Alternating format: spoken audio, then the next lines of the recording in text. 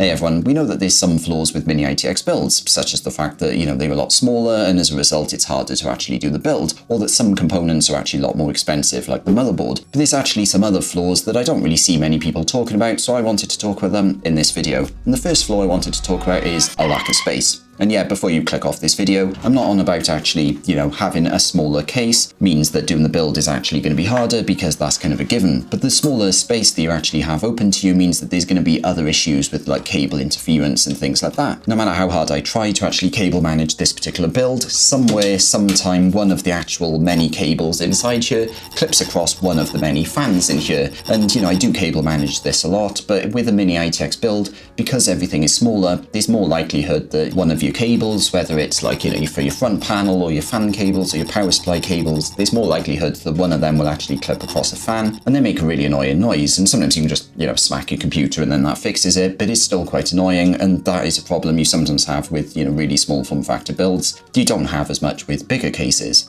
The next point here is that there's a common meme when you're building computers that it's really hard to get the side panel back on. Like even if you've got a bigger case, just due to the massive bundle of cables there, it can be really hard to get the side panel on. But with a Mini-ITX case, it's even harder. Like you really need to think about where every single cable is run, and also any other cables you're going to need to finish your build, such as like a 12-volt power cable for your GPU or whatever. You need to be thinking in advance about exactly where every cable is going to start and finish, and that then determines whether you're going to actually be able to put the side panel back on. So for example, in this particular case, if we actually look at the back of it, I've got a bunch of cables there, and it's actually, I've done a lot of cable management here, and it might look a bit chaotic and disorganized, but I've actually put a lot of effort into the cable management here, because otherwise I couldn't get the side panel on. And equally, the PSU cables can actually cause you loads of issues that you wouldn't expect. So for example, in this particular case, the PSU is at the top, and obviously every Mini-ITX case is different, right? For some of them, there's a compartment for the PSU in the back, some of them the PSU is in the bottom, so some of these points will apply to some cases, not others. But in this particular case, the PSU is at the top, and all the cables then are pointing down, straight onto the CPU cooler, and at the back of the GPU and everything else.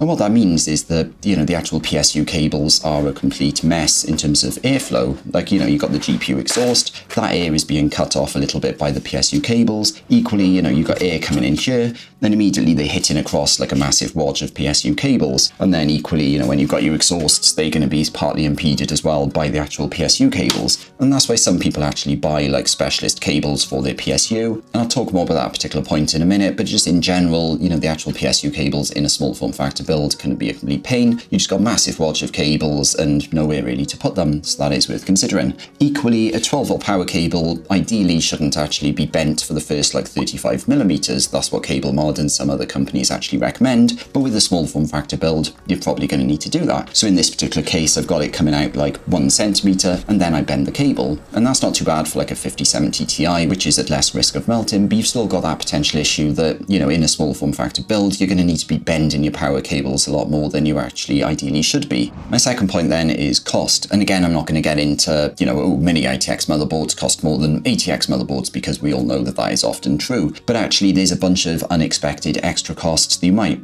come across when you start a Mini-ITX build. And the first one is already something I've touched on, but it's specialist cables for your PSU, which obviously take up less room in your case to benefit airflow and stuff, but that's an extra cost. And sometimes this can be like £50 to £100 or $50 to $100, whatever, but that's an extra cost that, once you first start doing the build, you wouldn't have immediately thought of it. But then when you see a massive wodge of PSU cables taking up absolutely tons of room comparatively in the case, then at that point you think, oh, I'm going to have to spend more money on that. Equally, you might need to spend more money on fans. Like if you're anything like me, you might have some extra fans lying around, but they're probably standard thickness ones, 25mm or maybe even 30mm ones. But what you might find is that those fans don't actually fit in all of the fan slots of your case. It might be you need to go out and buy slimline fans, which is an extra cost. And that's what I actually found here. Like I'd done this build, I, did all the thermal testing, and the thermals were really, really bad, particularly of the GPU. So then I thought, right, I'm going to add some, intake fans in front of the graphics card, which I've added here, but unfortunately normal fans don't fit. But that's what these fans are. I don't know if you can see them, or if you can see them from that view, but I've actually got slimline fans there, but they were not things I,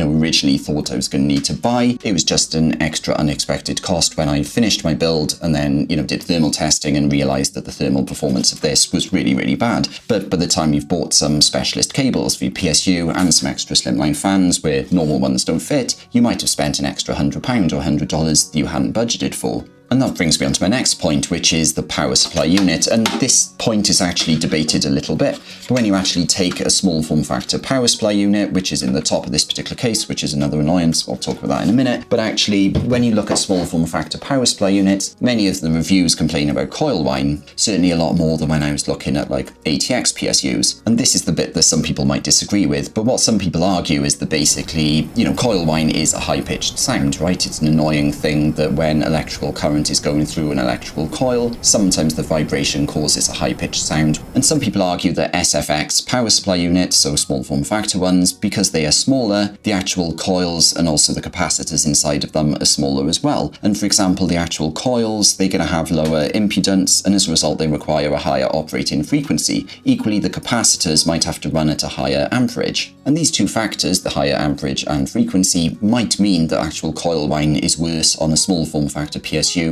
than a normal size ATX PSU. And some people disagree with this, they say it's pseudoscience and everything else, but it kind of makes sense that, if you've got smaller coils and capacitors and they're operating at a higher frequency, it might be that the coil whine is higher pitched, for example, or it's more noisy or whatever, and obviously the human ear is going to hear that more. But certainly this point is a little bit debated. Please let me know your thoughts down in the comments. And my fourth point is that airflow is really annoying in a Mini-ITX case. Like in a normal ATX case, everything is simple and predictable. For example, you might have intake fans in the bottom and in the front, and that's going to bring cool air in, which is then going to cool the components, the CPU and the VRM and the RAM and everything else. And then that hot air is going to be exhausted out the back or the top of your case. That is quite predictable and it's just like a standard airflow pattern. But in a Mini-ITX case, all bets are off. Firstly, because every single Mini-ITX case is different, so you can't just apply normal logic to it. You've kind of got to have specialized logic for your particular set of hardware and your particular case, but also because, the general lack of space in a Mini-ITX build does give rise to weird airflow turbulences and things like that. Like even, one stray PSU cable that you can't move out the way can really affect, how your GPU exhaust airflow works, or how your CPU is cooled with intake fans and things like that. Equally, Mini-ITX cases can have weird oddities. For example, this Corsair case,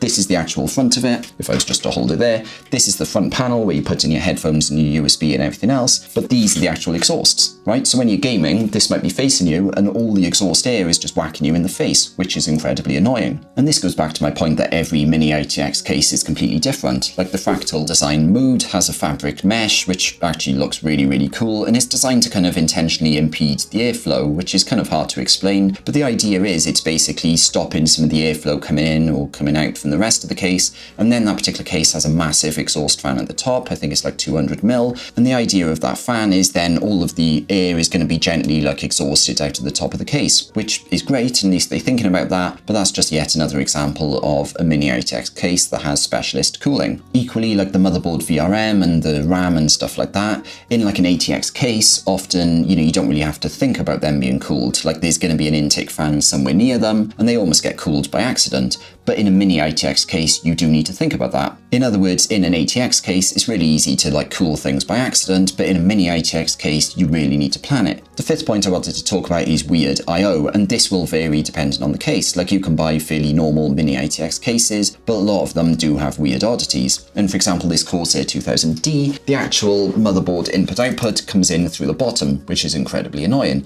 So your USBs and your Ethernet cable and your monitor cables, they all come in through the bottom. And then you've also got this weird thing where the PSU is in the top, it then runs down the back of your computer, and then you've actually got an extension cable to actually plug in your computer, because otherwise, you just haven't got enough length on the PSU cable. So it gets a little bit annoying, and certainly when I've been using this computer every single day, and I need to plug in a new cable, obviously it's sat on my desk, and all the cables are already plugged in, and obviously I've got to tilt it over, and then, to try and actually get the new cable in. But what then sometimes you find is some of the existing cables actually don't have enough length or slack in them, and so I can't tilt it enough to then get the new cable in. And it's really, really, really annoying. And you might be thinking, yeah, well, you don't change the cables that often, but if you are somebody that likes tinkering and messing around with things, then actually, the input-output of your case is really, really important. And it's something that you might sort of see discussed in a review, but you don't actually realize how freaking annoying it is until you actually have to daily drive your particular case. And I'm not trying to pick on this particular case, like the Thermaltake Tower 100, which is a fairly popular Mini-ITX build as well. The motherboard I/O access is also quite annoying there. I think it's actually in the top, not the bottom, which is an improvement, but it's actually recessed quite a lot into the case. And what that means is, firstly, you've got a bunch of wires coming up and over into your case, which could look a little bit messy, but also the fact it's recessed down can give you extra issues in terms of visibility and everything else. And every single small form factor case is different, but what you do find is because they're small, they're going to have some sort of compromises. My next point is that maintenance and upgrades in a Mini-ITX case can be really, really annoying. For example, let's say your CPU temps are quite high,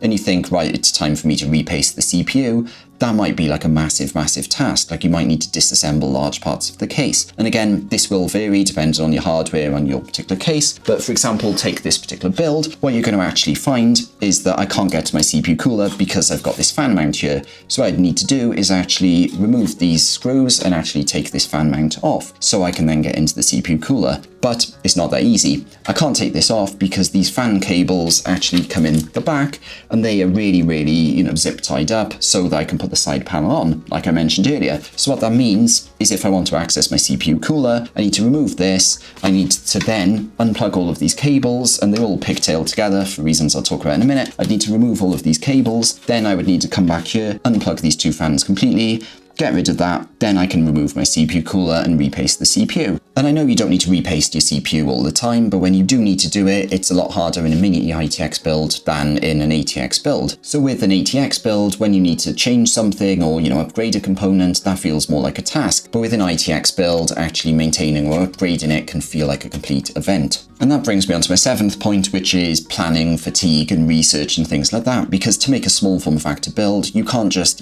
buy a bunch of components and hope for the best. Like, as you've probably realized by now, a lot more can go into it. And obviously some people like that research and that planning, and that's part of the fun. But other people like me, for example, can get sort of research fatigue. Like we just want to buy the parts and get on with the build. And with Mini-ITX, you do need to do a lot more research. Like, will my CPU cooler fit? My case might say it has a clearance of 90 millimeters, but then you find on like page 52 of the manual, you only get that 90 millimeter clearance if you actually remove, a particular metal panel inside the case. But then you realize that you need that metal panel inside the case to fit your SATA SSD that has loads of your important files on. So you need that metal panel, and as a result, then your CPU cooler won't fit. And maybe I'm exaggerating slightly, but that is the sort of thing you find that you go through when you actually need to do a Mini-ITX build. You often don't find that you suffer with an ATX build or a micro ATX build. And I say this as somebody who does genuinely like Mini-ITX builds. Like, it's nice to have a case that you can pick up. Even if you're weak like me, it is nice that you can have a case like this that you can carry around. So yeah, in general, I do really like Mini-ITX builds, but there's just a lot of extra research and planning that goes into them, and that's not for everyone. So that wraps up this video. If you've got any questions or comments about anything I've said, please leave them down in the comments. And if you enjoyed this video, please click the thumbs up button and please subscribe to see more videos like this. Thanks for watching.